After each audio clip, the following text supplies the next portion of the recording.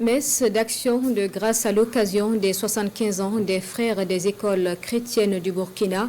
C'est important de traduire la reconnaissance à Dieu et aux pionniers qui ont œuvré en faveur des personnes vulnérables dans le domaine de la formation et de l'éducation, et ce, malgré un contexte national particulier. La célébration avec Hassan Gourabou et Salam Dabal. Jeunes, anciens Lassaliens et Lassaliennes et plusieurs autres fidèles tous ensemble ici pour célébrer la messe d'action de grâce marquant la clôture des activités du jubilé d'Albâtre des frères des écoles chrétiennes au Burkina Faso.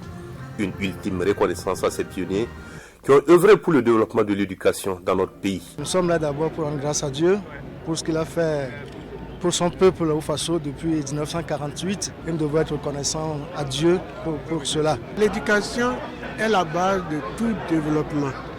Il y a des pays qui étaient plus sous-développés que nous. Et en peu de temps, grâce à l'éducation, leur niveau de vie a changé. À la fois serviteur de Dieu et défenseur du pauvre, Saint Jean-Baptiste de la Salle a contribué à la formation et à l'éducation des couches vulnérables au Burkina Faso et dans d'autres pays.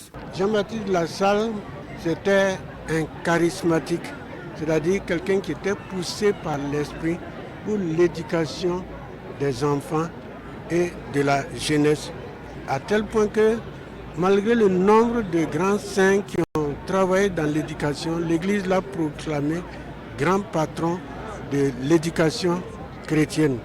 Heureux d'être vraiment à part entière des membres de la famille lassalienne. Tous les anciens lassaliens, c'est des gens qui sont issus de milieux modestes, mais qui ont été portés par la grâce de Dieu à des postes de responsabilité où ils sont en capacité d'influencer les choix de nos pays.